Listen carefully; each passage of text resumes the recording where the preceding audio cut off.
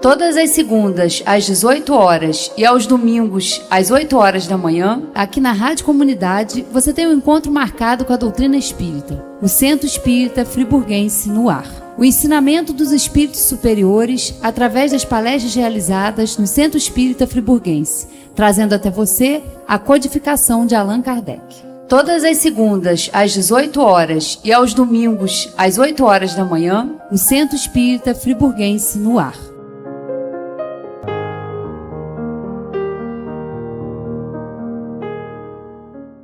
Queridos amigos, sejam bem-vindos todos à nossa casa. Aqueles que estão aqui presentes, na nossa reunião, que nós fazemos sempre as reuniões presenciais.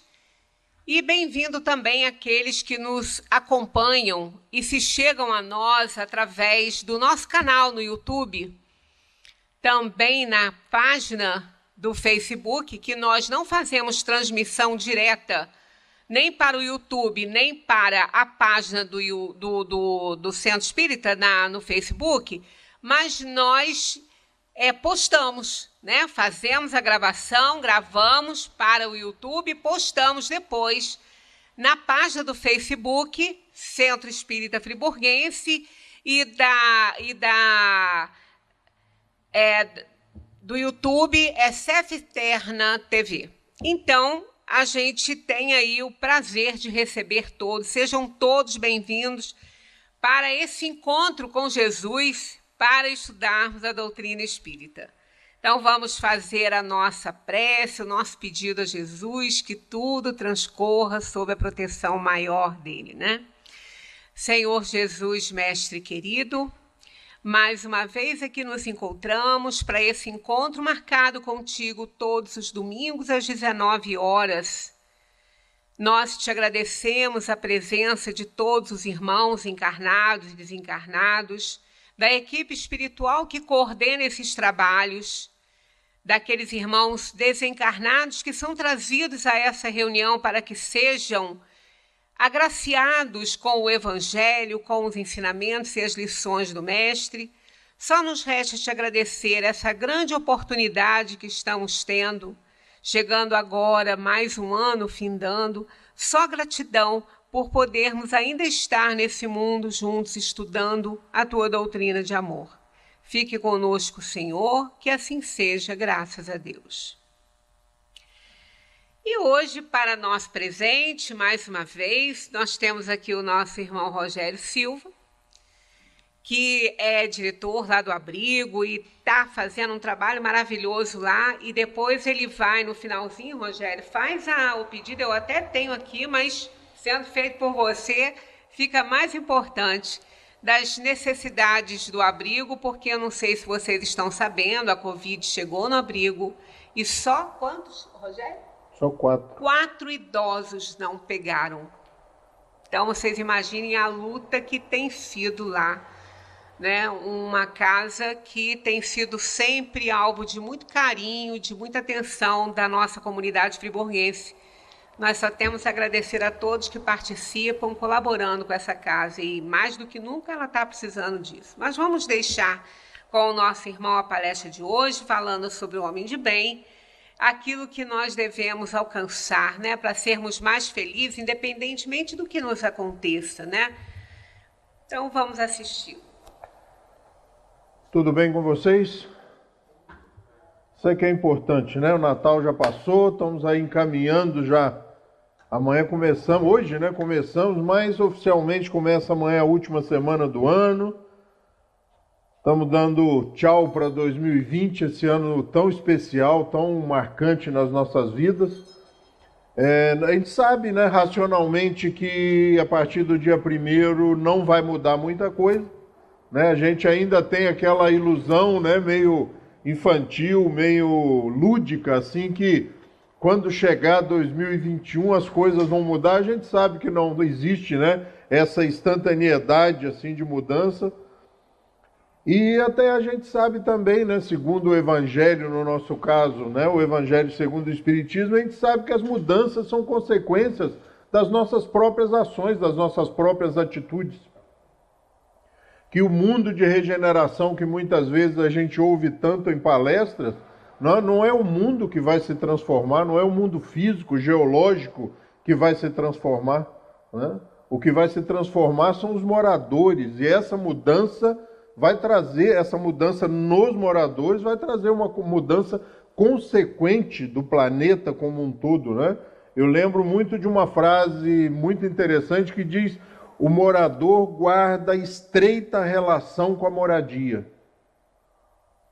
O que nós vivemos hoje no planeta é consequência da nossa presença aqui. Quando nós formos diferentes, o planeta, o mundo, as relações vão ser diferentes, né? Esse é o mundo de regeneração que nós, regenerados, vamos fazer com que aconteça. Hoje nós vamos falar do homem de bem, né? Está lá no capítulo 17, Sede Perfeitos, especificamente o item 13, mas eu queria começar antes com uma conversa, até porque eu ouvi, né? A gente ouve assim no movimento, na conversa, nas relações, de que o Evangelho normalmente traz calma, tranquilidade, o nosso tom de voz muda, as palavras ficam mais longas, porque vamos falar do Evangelho.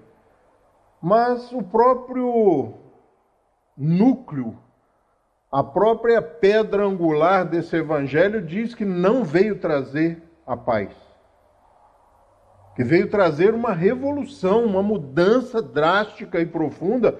E o convite, ao meu ver, né, ao meu entender, do Evangelho, e principalmente, muito especialmente o Evangelho segundo o Espiritismo, é um convite muito forte.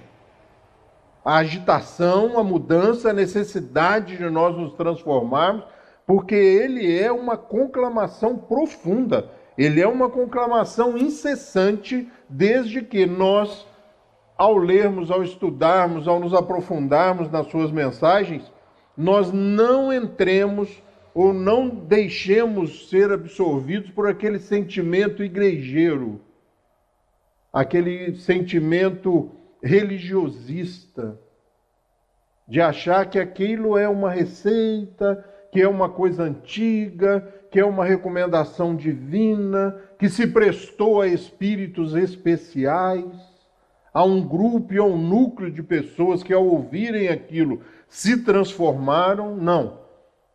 O Evangelho é um convite constante a nós trabalharmos esses caracteres da perfeição do capítulo 17, que nós trazemos em nós. Trazemos eles em germe e vamos fazer com que ele desabroche, com que eles realmente floresçam, né? Eles vão desabrochar, nós vamos sentir essa transformação íntima, profunda, e a partir desse momento as nossas relações, as nossas ações vão se transformar. E aí nós vamos perceber a frutificação disso, a aproximação dos conceitos e dos valores do homem de bem. Vejam que as conclamações são profundas. Olha, se esse texto é para acalmar, se esse texto é para deixar a pessoa tranquila, se você olhar e trazer ele para o âmbito pessoal. Isso ele está falando e propondo para mim.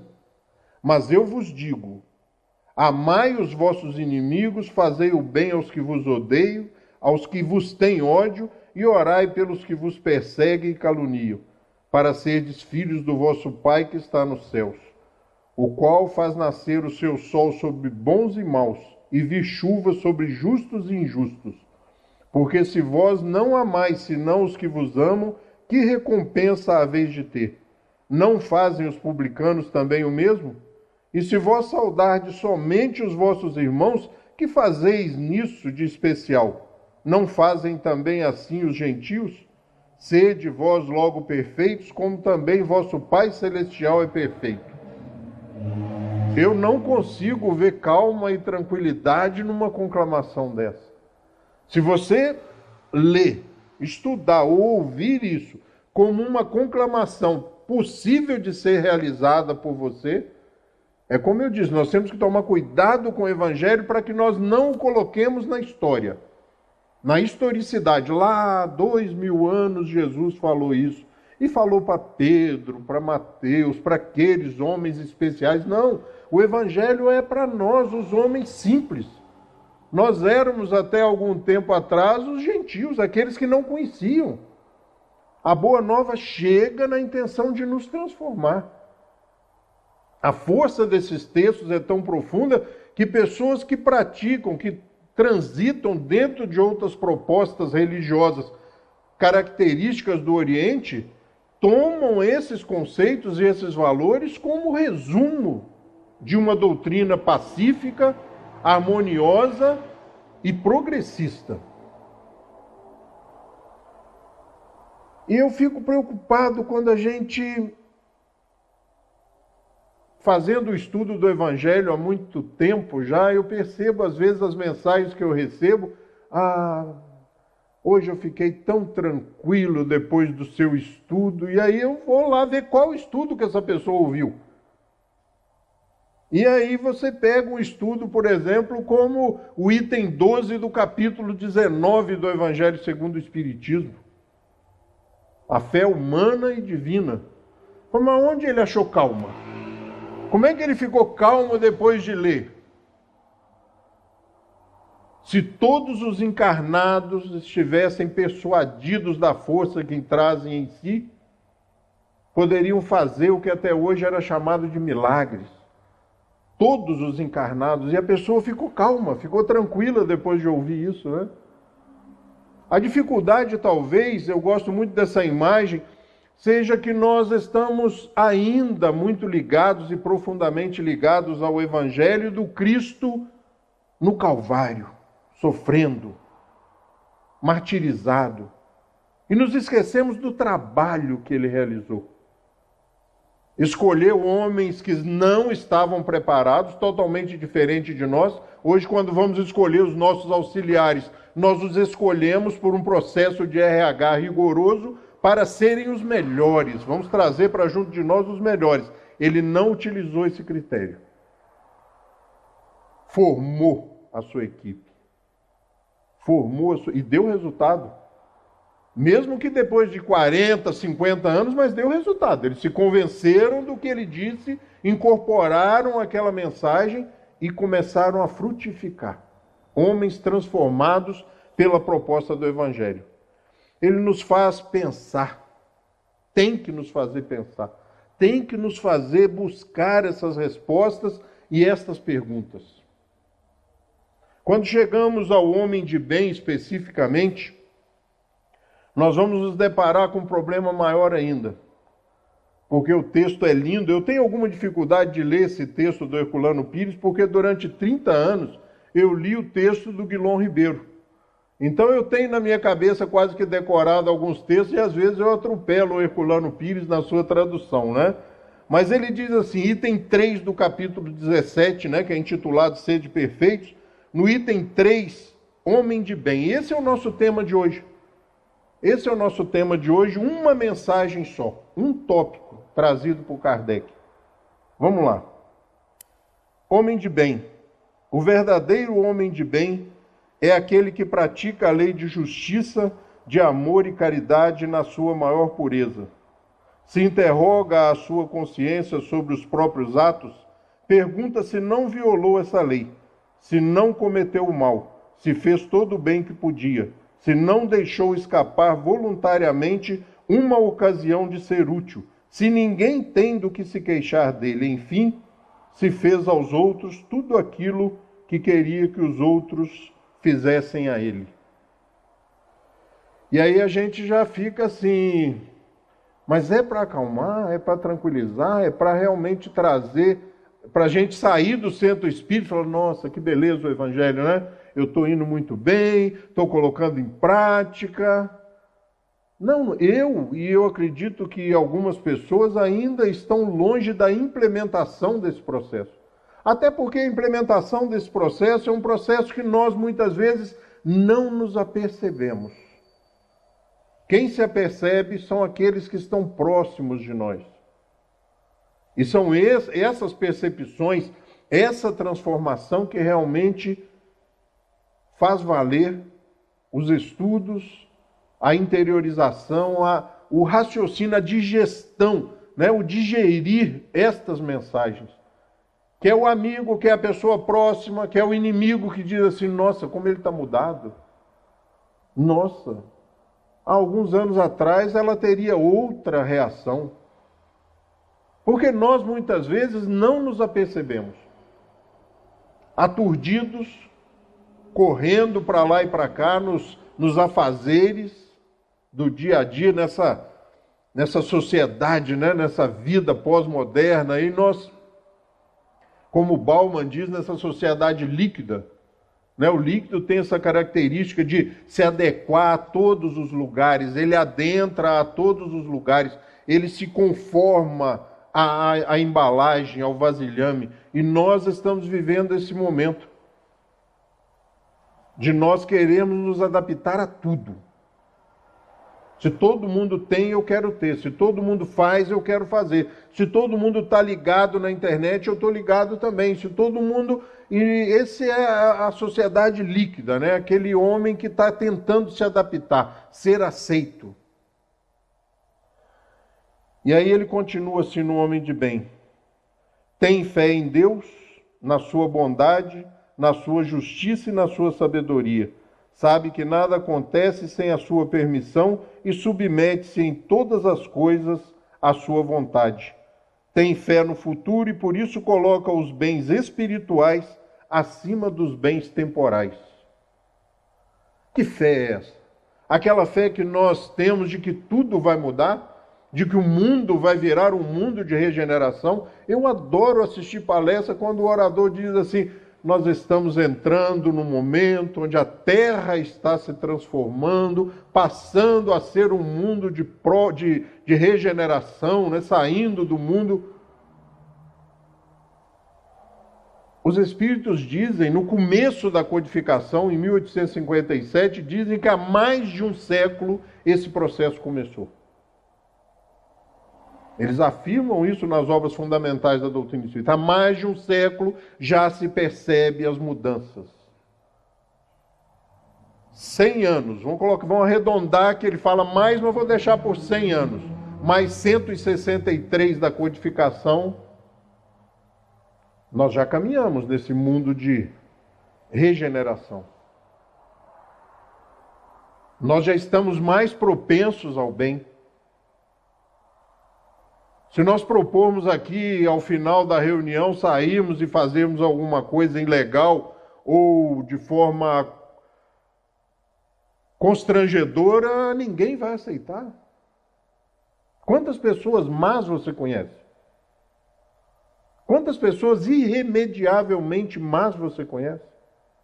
Quantas vezes você foi vítima de uma violência realmente física, moral? A grande maioria vai dizer, comigo realmente nunca aconteceu. Quantos assaltos você já sofreu? A grande maioria, quando minha filha me disse há bastante tempo atrás, ela era uma criança e disse assim, eu vou estudar no Rio de Janeiro. O jovem tem isso, né? Friburgo já tinha quase todas as matérias de faculdade, mas ela resolveu, acho que ela escolheu, falou qual que não tem em Friburgo. Né? Gastronomia na época não tinha em Friburgo, ela foi estudar no centro do Rio ali, na Estácio de Sá. Logo ali na Leopoldina, um lugar calmo, tranquilo, né? Morar em Copacabana também, um lugar calmo e tranquilo. E eu falei assim, bom, vai morrer. E ela foi para o Rio e ficou 3 anos no Rio de Janeiro enquanto durou o curso, depois ficou mais um trabalhando, terminou o curso, foi fazer uma pós-graduação em Nova York. Ficou 2 anos em Nova York e não aconteceu nada. Será que o mundo está tão ruim assim, gente? Ela trabalhava no Hilton, ela ia para o hotel às 3 horas da manhã para começar um plantão de um café que tem lá no Hilton, que chama Café Madrugador, que é o pessoal da Petrobras, que vai para as plataformas logo nas primeiras horas do dia. Ela andava em Copacabana às 3, 4 horas da manhã.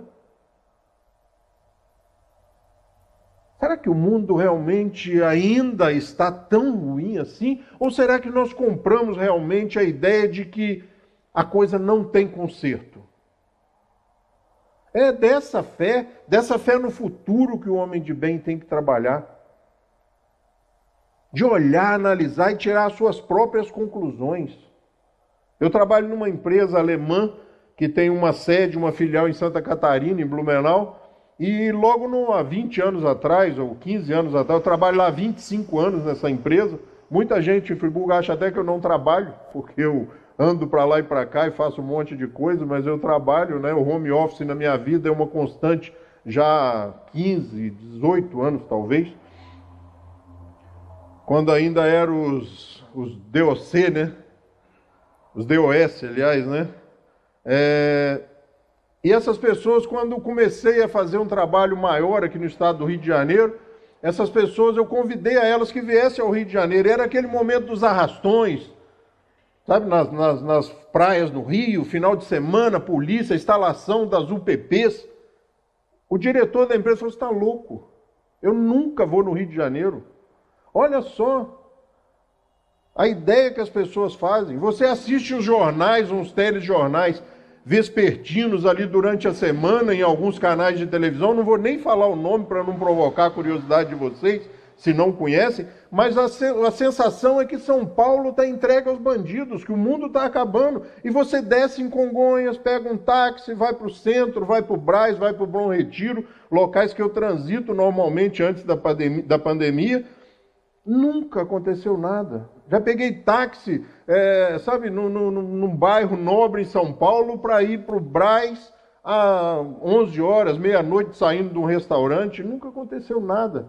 Será que a coisa está tão complexa assim realmente? E aí ele continua dizendo assim, o homem de bem, né? Sabe que todas as vicissitudes da vida, todas as dores, todas as decepções são provas ou expiações e as aceita sem murmurar. É outra forma de ver a vida, gente. O Evangelho, quando você estuda e realmente compreende que você é o convidado, que isso é possível a você, você começa a ver a vida de outro jeito. Olha, tem um probleminha aqui, 68 idosos, então 64 pegaram o Covid. Vamos arregaçar as mangas e vamos enfrentar o problema. Nós não estamos sozinhos. Durante a pandemia eu ouvi uma frase muito interessante, sabe aquele dia assim que quando nós tivemos o primeiro óbito na instituição, eu ouvi uma pessoa me disse assim, ele cuida daqueles que cuidam dos seus. Ou seja, Deus cuida. Essa interveniência, essa presença é uma constante. A gente acha que não. Nossa, eu sou um azarado, só acontece comigo. É jogar fora todos os conceitos, né? Principalmente da doutrina espírita. Você dizer assim, não, é o acaso que gera tudo isso. Eu estava passando e aconteceu isso comigo.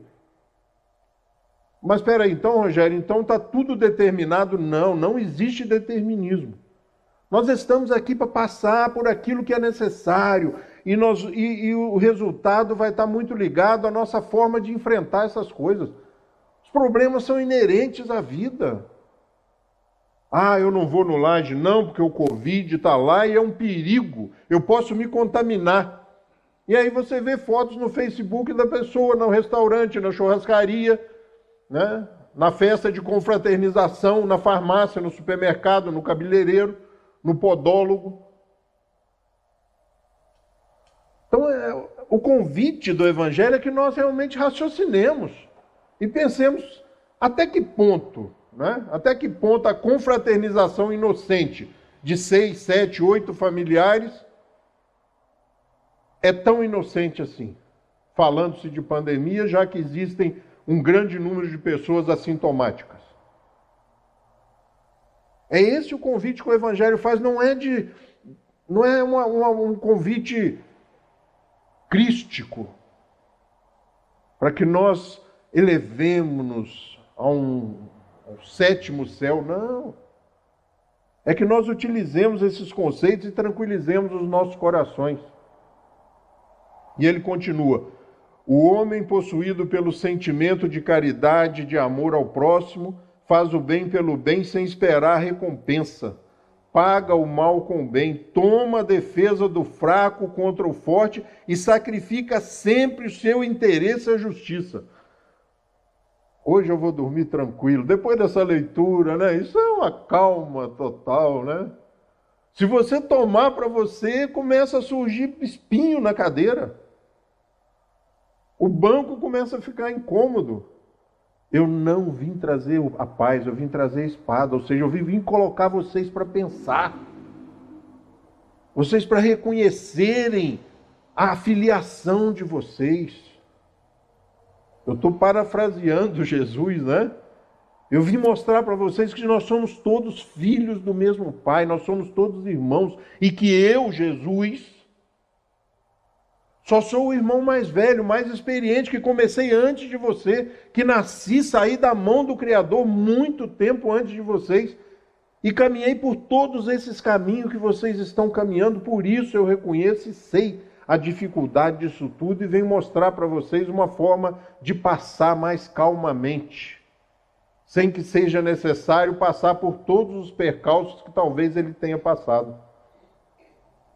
O homem de bem encontra sua satisfação nos benefícios que distribui, nos serviços que presta, nas venturas que promove, nas lágrimas que faz secar, nas consolações que leva aos aflitos. Seu primeiro impulso é o de pensar nos outros antes que em si mesmo, de tratar dos interesses dos outros antes que dos seus. O egoísmo, ao contrário, calcula os proveitos e as perdas de cada ação generosa.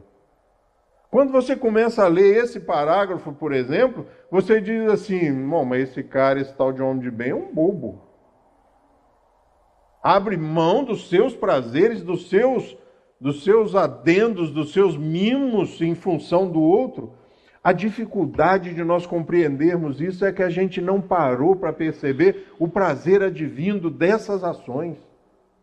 Porque quando se conta uma parábola, uma ação do Cristo bem contada, acontece alguma coisa nos nossos olhos, né? Os canais lacrimais se abrem inexplicavelmente, o coração ou paralelepípedo se amolece e dá na gente uma vontade, um desejo de quero ser igual. Porque nós fomos criados para isso. Então, quando nós lidamos com essa perfeição do Cristo, com essa proposta positiva do Cristo, nós antevemos o prazer, nós antevemos o sentimento de realização, porque nós só nos realizamos no próximo. Não é à toa que ele recomenda o tempo todo nos seus evangelhos: veste o próximo de sedento, o próximo abraça o próximo, visita o próximo, acolhe o próximo, dá a manta para o próximo. Não é à toa. A dificuldade é que o evangelho está, ou nós fazemos questão de mantê-lo nessa visão religiosa. Eu vou debater a lei de ação e reação, que nem é uma lei, né, do espiritismo, é uma lei da física mesmo, né? Ou de causa e efeito, como algumas pessoas dizem. Ela é muito legal, mas está tudo aqui. Também está tudo aqui. Por isso a recomendação: Livro dos Espíritos, Livro dos Médiuns e depois o Evangelho segundo o Espiritismo. Depois o Evangelho segundo o Espiritismo. Porque aí sua visão se amplia. O convite entra de uma forma que você não consegue recusar. O homem de bem é bom, humano e benevolente para com todos, sem distinção de raças nem de crenças, porque vê todos os homens como irmãos. A gente fica pensando assim, mas será que eu vou chegar lá realmente? Será que eu consigo? Lógico. Experimente e comece pelas pequenas coisas. Comece pelas pequenas coisas. Respeita nos outros todas as convicções sinceras e não lança o anátema aos que não pensam como ele, respeitar a opinião do outro, sem querer converter as pessoas. Kardec, na introdução do Livro dos Espíritos, diz assim: quem de nós não defende com unhas e dentes os seus sistemazinhos? Quando a gente tem uma certeza que às vezes nem é muito certa, a gente defende com unhas e dentes, a gente briga, a gente quer converter o outro de todas as formas. Discorda, rompe com as pessoas. Eu tenho um irmão que viajava muito comigo, era meu médio de transporte, ele é católico, né? Vai à missa todos os domingos. Eu até escrevi um artigo há um tempo atrás brincando com ele, porque ele voltou a viajar, em maio mais ou menos, ele voltou a viajar nos negócios dele, retomou todas as suas atividades e tal, e um dia ele passou na minha casa andando de bicicleta, parou lá pra gente bater um papo, como ele faz normalmente no final de semana, e ele, brincando, disse assim: olha, as missas na matriz voltaram. Eu falei: é mesmo? E você foi? Eu falei: você está doido, rapaz? Isso é muito perigoso, rapaz. Não, na missa... Aí eu até escrevi um artigo no meu blog, porque eu achei muito interessante. Ele viaja, ele atende os clientes, ele entra nas empresas, ele dorme nos hotéis, ele toma café no refeitório do hotel, ele almoça em restaurantes, mas ir na missa é muito perigoso. Sabe? O Evangelho faz com que nós pensemos realmente nessas verdades, nessas propostas, nessas meninices, né, que a gente comete sem pensar. Até que ponto a religião é realmente necessária para a gente? Ela vai ser necessária a partir do momento em que nós a incorporarmos como alguma coisa factível, alguma coisa possível de ser executada e implementada. Se nós ficarmos na religiosidade, ou no religiosismo, no igrejismo, não adianta, naquele quites com Deus. Essa semana eu já fui na missa, já fui no centro, já fui no templo, já fui na sinagoga, essa semana eu já estou quites com Deus. Isso é religiosismo. O bom é você sair daqui, no nosso caso específico, falando assim: eu não concordei com isso, não concordei com aquilo. Outro dia eu conheci uma pessoa aqui, me apresentaram ele, que quando eu terminei a palestra, ele tinha umas 3 páginas de anotações. Um bloquinho ali, sentou, alguém me mostrou, falou: olha aqui o que ele escreveu durante sua palestra. A pessoa falou: se o senhor descobriu alguma coisa onde eu estou errado, o senhor me liga, me manda uma mensagem, por favor, para eu não continuar fazendo um estrago, né? Então vamos lá. O homem de bem não é mole, não, olha só. Em todas as circunstâncias, a caridade é o seu guia. Considera que aquele que prejudica os outros com palavras maldosas, que fere a suscetibilidade alheia com seu orgulho e o seu desdém, que não recua à ideia de causar um sofrimento, uma contrariedade, ainda que ligeira, quando o pode evitar, falta ao dever do amor ao próximo e não merece a clemência do Senhor. Quem de nós não defende com unhas e dentes as suas ideias, né? Uma vez uma pessoa, eu era 20 e poucos anos, entrei no movimento espírita, lidando com Ângela, Zé Manel, Dona Ítala, seu Aragon, seu Dilson, Dona Maria Amélia, sabe, Eimar Gripe, Dona Luzia Areias, e eu, meio menino ainda, 20 e poucos anos, lá nas reuniões do antigo Conselho Regional Espírita, né, 8º CRE, e uma pessoa me deu sabe aquele soco aqui no fígado, assim, falou uma coisa comigo muito dura depois de uma palestra. E eu estava começando, era muito jovem, e eu fiquei muito magoado, muito sentido, nem só pela colocação, mas por ter vindo de quem veio. E eu fui no escritório do Sérgio Lobosco, um amigo muito querido que foi embora antes do combinado, né? Por causa de uma distração aí com câncer de pele. Orador que falou aqui na casa há muitos anos, que me trouxe a falar nessa casa. E eu cheguei no escritório com aquela cara de vítima, né? De ter sofrido um agravo, uma coisa... Fui maltratado por fulana. Sentei e contei minhas amarguras, meu sofrimento. E ele quieto. Eu esperava apoio. Poxa, meu irmão, realmente essa pessoa... Falei, Sérgio, você ouviu o que eu estou te falando? Ouvi. O que você acha? Falei, bem feito. Bem feito. Bem feito. Sérgio, mas aí fiquei bravo com ele também. Aí fui embora, depois de uns dias eu comecei a entender, e ele mesmo me disse, rapaz, você é um trator.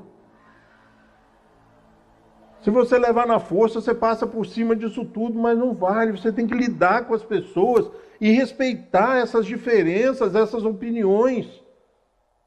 Compreender o estado em que a pessoa está no momento. Mas fulano me disse isso, mas como é que é? Não, ele estava muito nervoso. Não leva a sério. Até porque o Evangelho nos diz que você também, ou eu também, já falamos muita coisa na hora de estarmos nervosos, né? Eu até brinco, né? Eu tenho uma receita de chegar em casa e ficar no carro, ouvir pelo menos uma música na garagem, abro a porta, desligo o ar-condicionado, abro a porta, deixo ali uma música, a chave ainda virada, fico ali um tempo, para não correr o risco de entrar em casa aturdido pelos afazeres do dia e maltratar as pessoas que eu amo. E tem dado certo, melhorou bastante. Melhorou bastante. Não tem ódio, nem rancor, nem desejo de vingança. A exemplo de Jesus, perdoa e esquece as ofensas e não se lembra senão dos benefícios, porque sabe que será perdoado conforme houver perdoado. É indulgente para as fraquezas alheias, porque sabe que ele mesmo tem necessidade de indulgência e se lembra destas palavras do Cristo. Aquele que está sem pecado, atire a primeira pedra. Acabei de falar, né? Você entra em casa, no meu caso, revoltado com os clientes, com os embates comerciais, valores altíssimos da empresa que eu trabalho com os produtos, com os valores agregados muito altos, então as perdas, quando acontecem, são violentíssimas. Eu sou pago para que elas não aconteçam, mas tem dia que não tem jeito, elas acontecem, e as cobranças são tremendas. Nesses dias você tem que tomar mais cuidado ainda, né? Porque tudo que você não pôde falar para o cliente, para o seu gerente, para o seu diretor, você acaba falando em casa quando pergunta se você quer comer alguma coisa. Ou se você já tomou banho, né?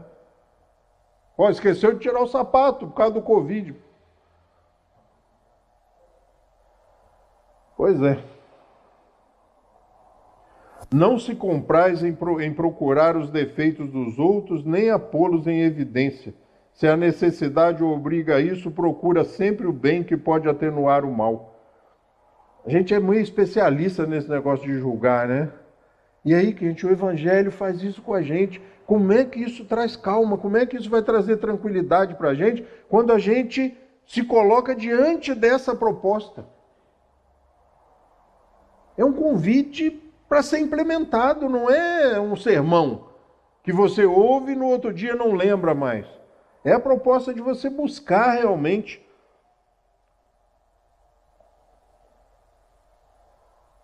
Estuda suas próprias imperfeições e trabalha sem cessar em combatê-las. Todos os seus esforços tendem a permitir-lhe dizer, amanhã, que traz em si alguma coisa melhor do que na véspera. Não tenta fazer valer nem o seu espírito, nem os seus talentos às expensas dos outros. Pelo contrário, aproveita todas as ocasiões para fazer ressaltar as vantagens dos outros. E você vai implementando isso na sua vida, a vida vai ficando mais fácil.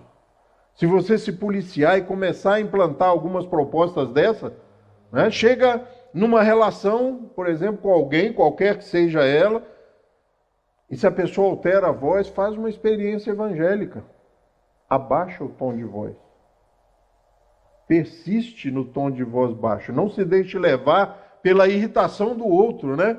Tem uma frase aí dos novos filósofos aí que diz que veneno, que raiva, que ódio é igual veneno, né? Só faz efeito se você toma.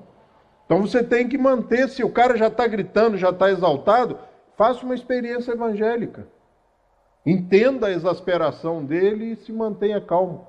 você vai perceber que depois de algum tempo, é lógico que alguns 30 segundos, um minuto, tem uns mais renitentes que vão levar um tempo maior e exigir mais da sua persistência e da sua fé, mas o tom de voz vai baixar. Vai baixar.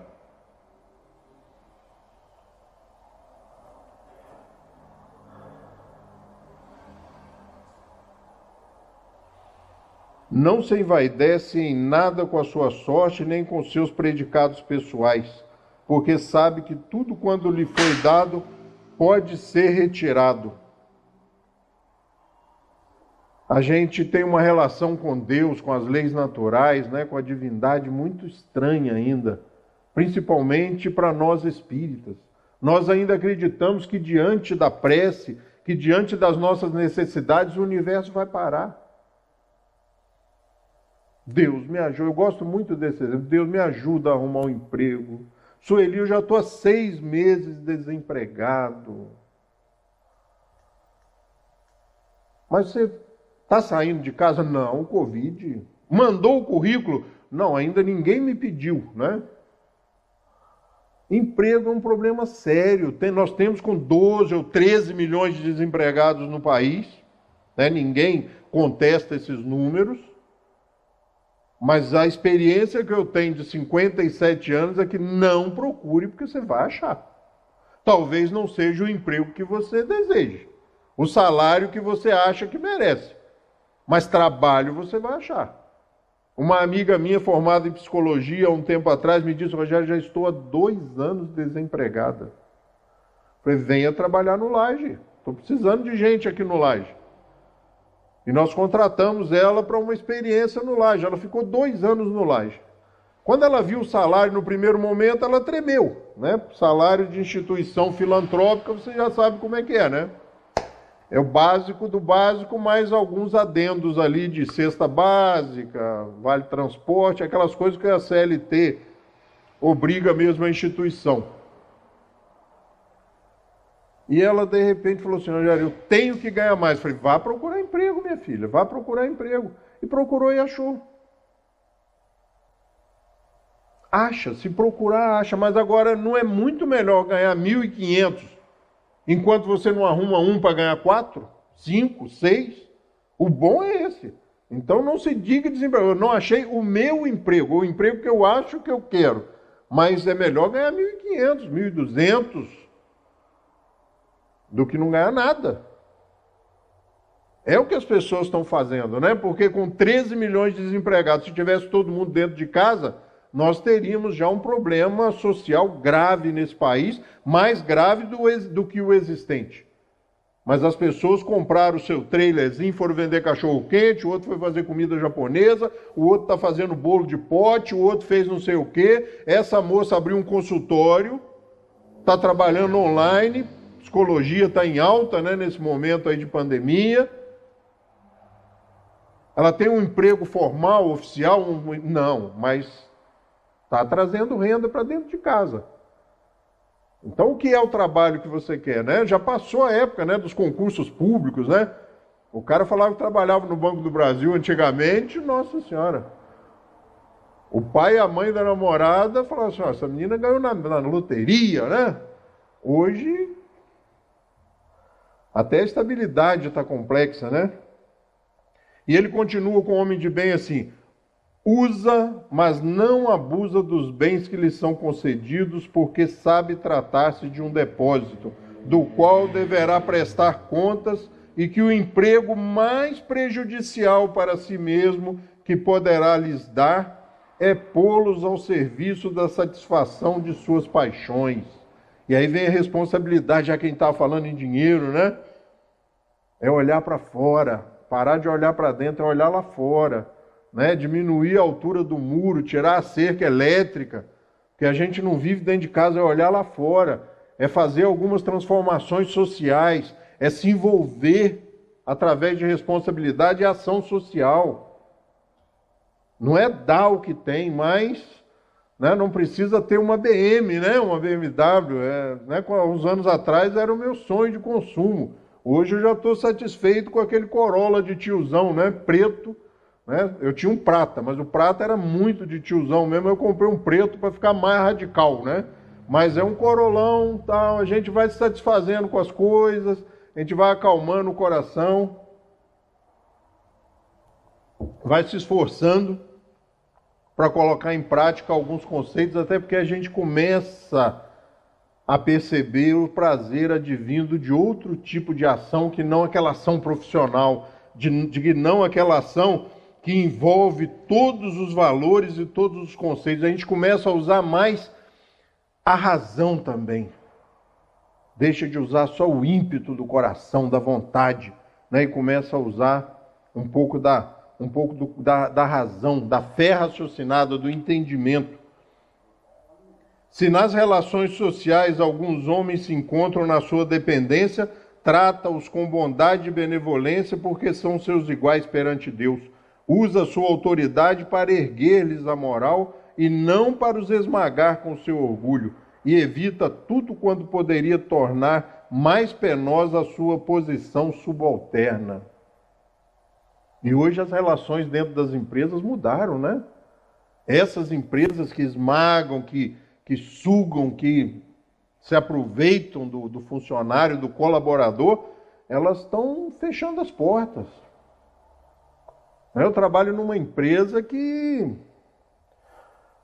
eles chamam de 4.0, sabe? É uma empresa totalmente tecnológica. Eu levei uma cliente, um dos maiores clientes da empresa lá para conhecer a empresa no começo desse ano, logo assim, antes da pandemia, e passamos o dia na empresa, mostrando, conhecendo, desenvolvendo um projeto para essa empresa, uma empresa de Juiz de Fora. Eu levei lá para Blumenau, e ao sair, a esposa desse empresário, eu falei: e aí, gostaram, gente? Já entrando no Uber para ir para o hotel. E aí, gostaram? Ela falou: muito bonita, né, a empresa, nossa, é pena que está meio parada, né? Eu falei: como meio parada? Não, tudo meio escuro, tudo pouca gente. Eu falei: não, minha filha, essa empresa trabalha 365 dias por ano, 24 horas por dia. É outro conceito de empresa. Sabe, você vai andando, as luzes vão se apagando, as daqui vão acendendo e as outras vão apagando. É outro tipo de empresa. O escritório inteiro, inclusive a presidência e a diretoria, estão todas numa sala coletiva. Na mesma sala. O diretor-presidente da empresa senta na terceira mesa numa fila de 10 mesas de cada lado. É outro conceito de empresa. É outro conceito de relação trabalhista que está se desenvolvendo. E a gente acha que está tudo longe, que está tudo difícil, né? O subordinado, se a vida te coloca do outro lado, né? Não como gestor, mas como o subordinado, por sua vez, compreende os deveres na sua posição e tem o escrúpulo de procurar cumpri-los conscienciosamente. Chama a atenção da gente também como funcionário, como colaborador. Temos a nossa responsabilidade também. O Evangelho vai implementando na gente coisas realistas. Eu disse a vocês, eu trabalho há 25 anos nessa empresa e eu vou lá, às vezes, quando não tem pandemia, eu vou umas 5 vezes por ano.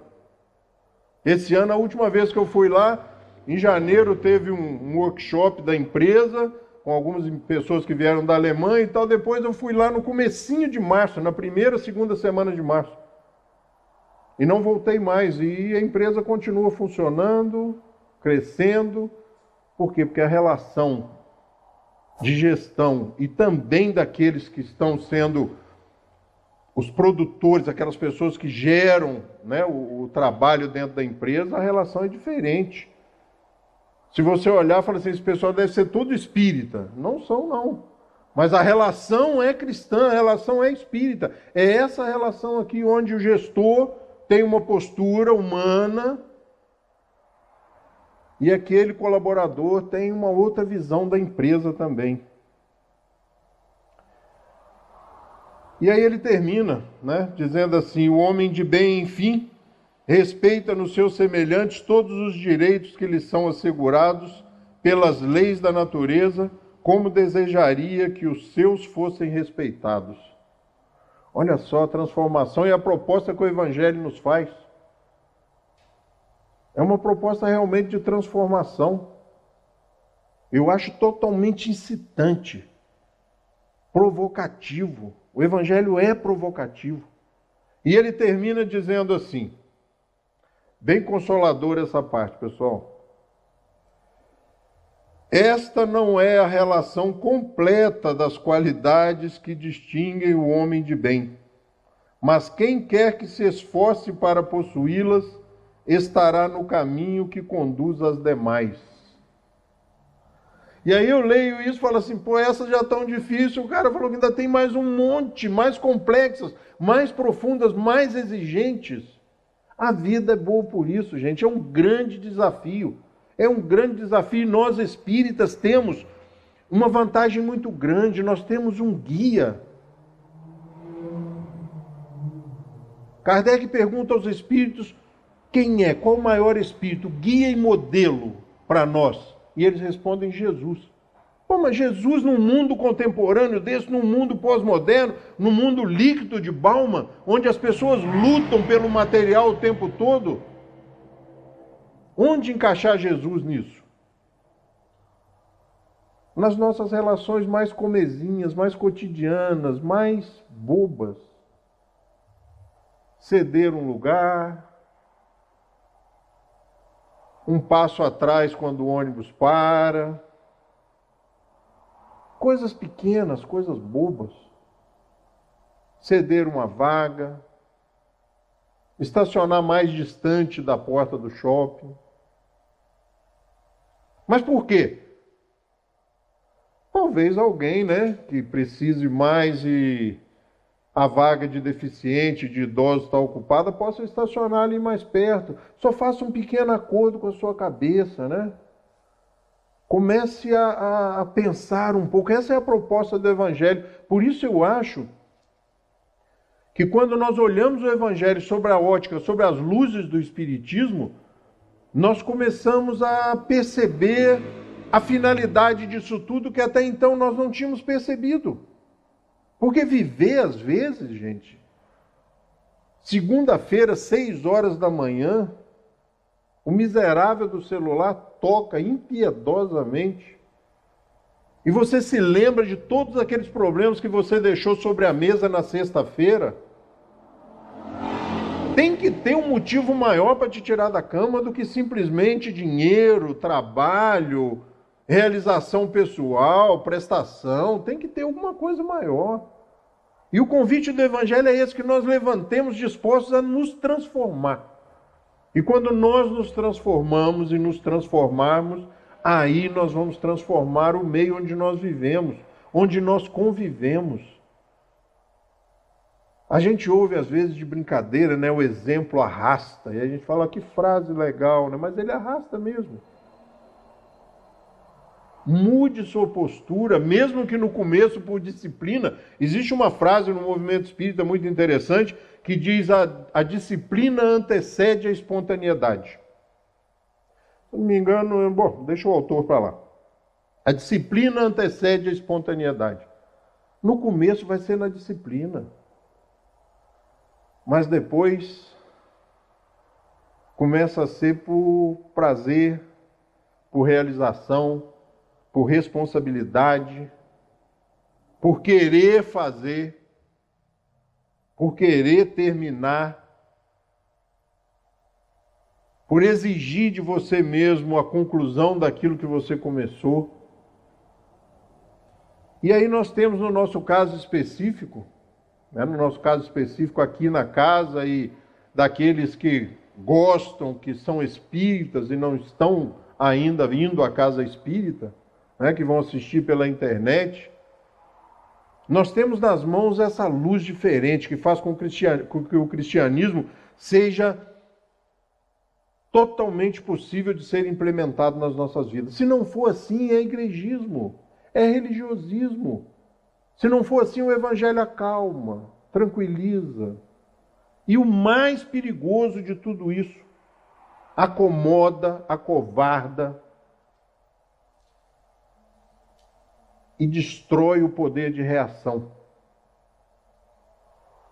Sabe, de você levantar e falar assim, eu vou caminhar. Eu vou fazer. Eu adoro quando as pessoas me dizem assim, não vai dar certo.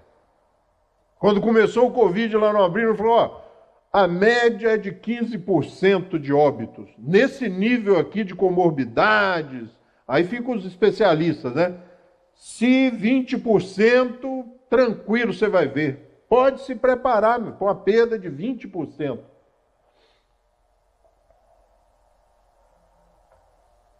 E até agora foram 4. Em alguns períodos isso acontece normalmente no Laje, né? O primeiro óbito era um portador de um CA, de um câncer violento, do tamanho de um limão no cérebro. O Covid só deu um empurrão nas convulsões que ele já estava tendo. O segundo caso também um caso gravíssimo, idade altamente avançada. O terceiro caso já nos chegou num estado muito precário, depois de 5 meses de indigência dentro do Hospital Raul Sertã. Ele teve alta e ficou morando 5 meses dentro do Hospital Raul Sertã. E o quarto agora foi o Chicão, que teve também um processo agravado pelo Covid. 4 em 68. E mais da metade dos colaboradores também contraíram o Covid. Todos recuperados, o último voltou a trabalhar ontem, estava afastado. Ainda tem aliás, que tem um problema respiratório grave que volta amanhã. Eu ia falar segunda-feira, né, mas é amanhã. Isso está envolvido muito também em fé, mas muito em trabalho, gente. Isso foi uma equipe ali trabalhando 24 horas por dia, 30 dias que nós estamos trabalhando nesse processo. E aí você olha para trás e lê o Evangelho e fala assim, será que isso é só teoria? Foi isso aqui que tirou a gente da cama durante esses 30 dias. Dia e noite. Diuturnamente. Aproximem-se e permitam que o Evangelho se aproxime de vocês. Porque o que nós temos, nossa relação com o Evangelho tem sido meio à distância. Eu não estou falando de nós, estou falando daqueles que não estão aqui presentes para aliviar um pouco a barra de todos nós. Mas a relação com a proposta cristã é muito distante. Ela é muito longe. As pessoas dizem assim, não, eu gosto da doutrina espírita da parte filosófica. Ela é incitadora. Não, eu prefiro a parte científica. Eu gosto muito do Livro dos Espíritos. Está tudo aqui. Está tudo aqui. Eles dizem que quando esse livro estava quase pronto, no final, né, de 1863, né, os Espíritos vêm e trazem uma mensagem dizendo assim, já se vê ao longe a construção da cúpula do prédio. No lançamento dessa obra, já se via a cúpula do prédio. Que Jesus possa nos abençoar e nos amparar, e como eu brinco às vezes com as pessoas, né, e muita gente não leva a sério por ser brincadeira, que Jesus tenha só mais um pouquinho de paciência com a gente. Porque a gente está ficando esperto e quando ele menos esperar, a gente vai parar de pedir, parar de suplicar. Sabe aquelas orações no final das reuniões? Divino Mestre Jesus, ajuda os presidiários, os políticos, os doentes. Nós vamos começar a orar de outro jeito. Nós seremos os políticos. Nós vamos mudar o processo educacional, porque é o único jeito. Nós vamos mudar o sistema de saúde. Nós vamos participar realmente dessa vida de forma evangélica, de forma atuante. Uma boa noite para vocês. E fica o convite, capítulo 17, sede perfeitos. Item 3, o homem de bem. Uma boa noite para vocês.